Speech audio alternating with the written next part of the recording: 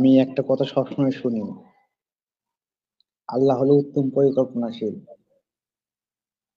কিন্তু হ্যাঁ, আমি আল্লাহ। আমার পরিকল্পনায় আল্লাহকে উত্তম পরিকল্পনাশীল দেখি না। তবে এক্সাম্পল স্বরূপ আমি এইচএসসি এক্সাম দিছি। এক্সাম দেওয়ার পরে আমার ইংলিশে ফেলাইছে, বাট আমি অনেক পরিশ্রম করছি, অনেক চেষ্টা করছি, বাট ইংলিশে ফেলাইছে। কিন্তু এক্সাম তো দেয় 1.5 মাস পর। তার আগে আমি ইউনিভার্সিটি প্রিপারেশনের কোচিং করলাম।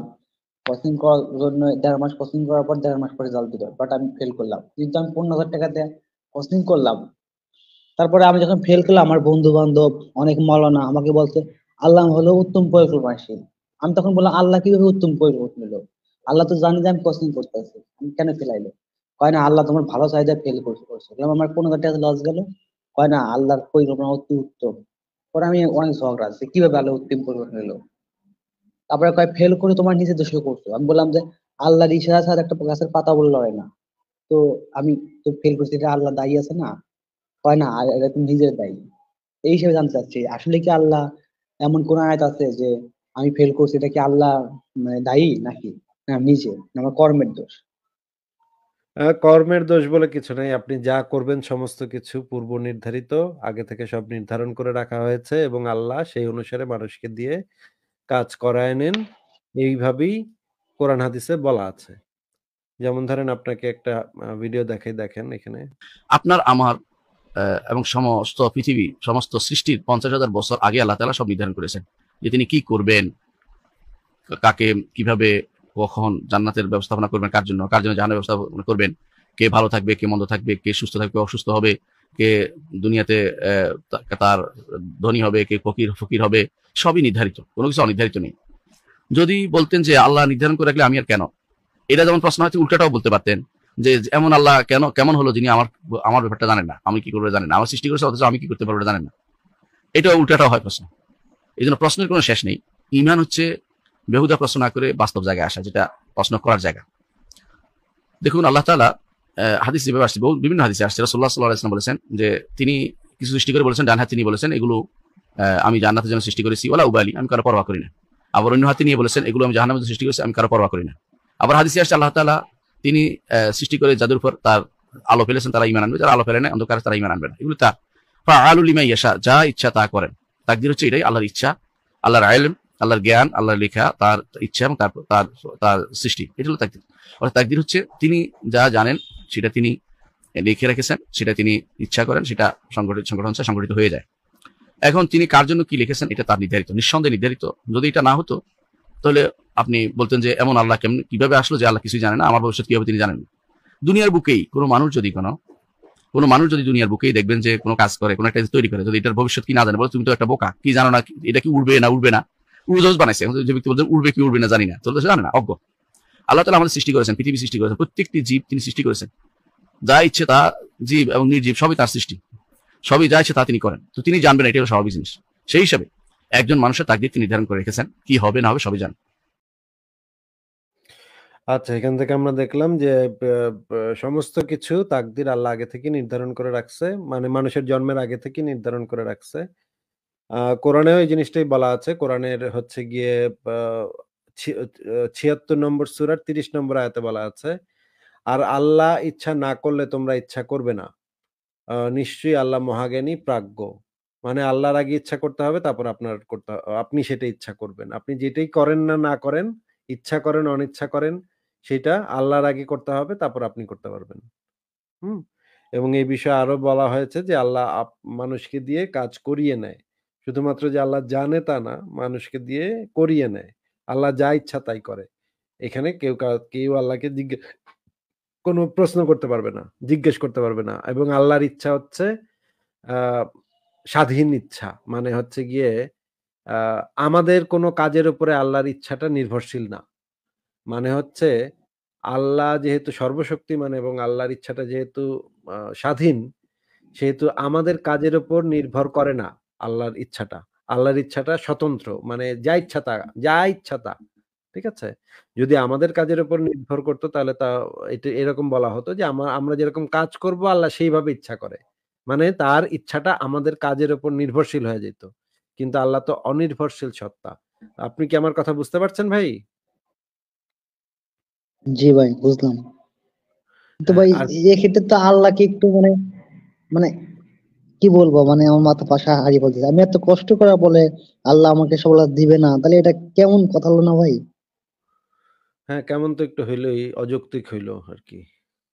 অযৌক্তিক না, এটা তো আমি লজিকে খুঁজে পেলাম না। আমি তো যুক্তিবিদ্যা সাবজেক্ট আমার ছিল, আমি তো লজিকে খুঁজে পেলাম না।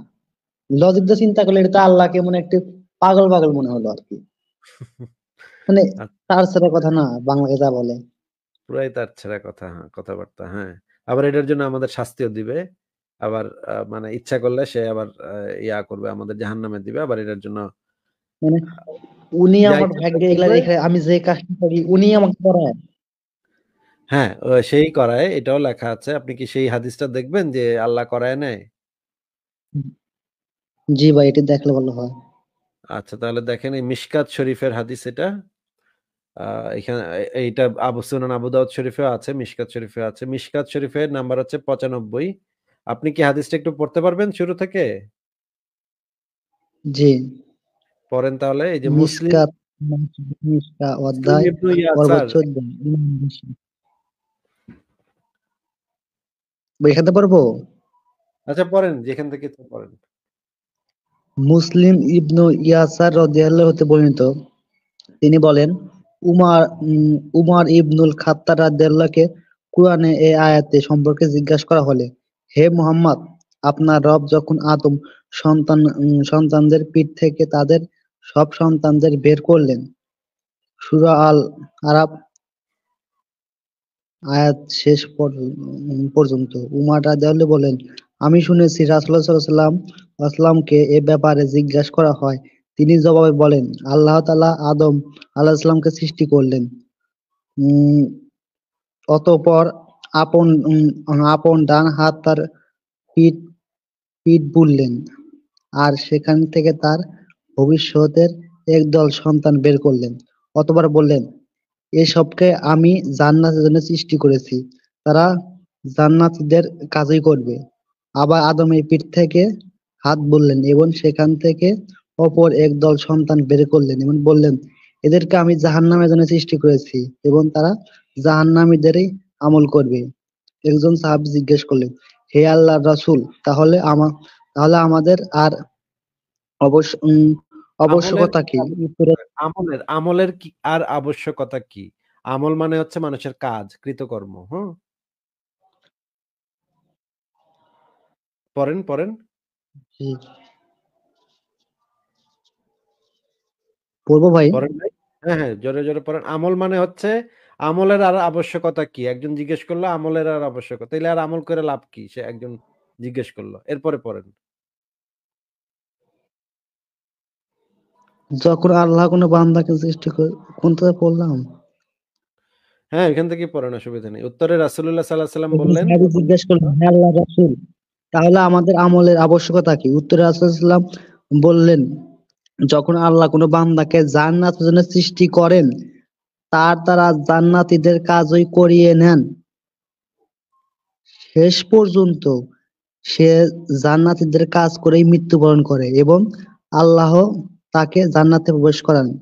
এভাবে আল্লাহ তার কোনো বান্দাকে জাহান্নামের জন্য সৃষ্টি করেন, তার দ্বারা জাহান্নামীদের কাজই করিয়ে নেন, পরিশেষে সে জাহান্নামীদের কাজ করেই মৃত্যুবরণ করে, আর এ কারণে আল্লাহ তাকে জাহান্নামে দাখিল করেন। আচ্ছা, এইখানে যে এই যে কাজটা করিয়ে কে নিচ্ছে? আল্লাহ নিচ্ছে নাকি সে নিজে করতেছে? এই হাদিসে কি আল্লাহ লেখা? করিয়ে নিচ্ছে ভাই, আল্লাহ করিয়ে নিচ্ছে। মনে করেন আমি যে এখন আল্লাহকে নিয়ে কটূক্তি করতেছি বা আল্লাহকে নিয়ে হাসাহাসি করতেছি। এই কাজটা ইসলাম অনুসারে আমাকে দিয়ে কে করিয়ে নিচ্ছে ভাই? আল্লাহ, তাই তো। এবং এই কারণে আমাকে আবার জাহান্নামে পাঠাবে নাকি? ভাই এটা তোমার একদম গোজামি, লজিক দিয়ে চিন্তা করলে তো আলটা পাগল, মানে গাঁজাখড়ি কথাবার্তা। ভালো কথা বলেছেন আল্লাহ ভাই। ঠিক আছে আল্লাহ ভাই, আপনার সাথে কথা বলে ভালো লাগলো। আ আপনাকে তাহলে আজকে আমরা বিদায় জানাই। আবারও ভাই কথা হবে। ভাই একটু কথা ছিল। আচ্ছা, বলেন। আমি তো আমি যে কথা বলতে আমার কি কোনো পরিচয় আপনি পাবেন? না, না, আপাতত তো পাচ্ছি না। আপনার ইয়াগুলা হাইড করা আছে। কিন্তু আপনি আমি যখনই ভাই মানে অ্যাকাউন্ট খুলে সেটা দিয়ে সব জায়গায় কথা বলবেন, ঠিক আছে? কখনো পরিচয় জি দিবেন না। ভাই, জি মানে আমি একটা নারায়ণগঞ্জ থেকে স্টাফ কোয়ার্টার একটা মানে মসজিদে স্টাফ কোয়ার্টার। এত কথা বলার দরকার নেই, এত কথা বলার দরকার নেই ভাই। কই থাকেন, কি করেন এত কিছু তো আমি জানতে চাই নাই ভাই। আজকে ভাই তাইলে যান আজকে। আর বেশি কথা বলেন না। ঠিক আছে? জি ভাই, জি ভাই, থ্যাংক ইউ ভাই। ঠিক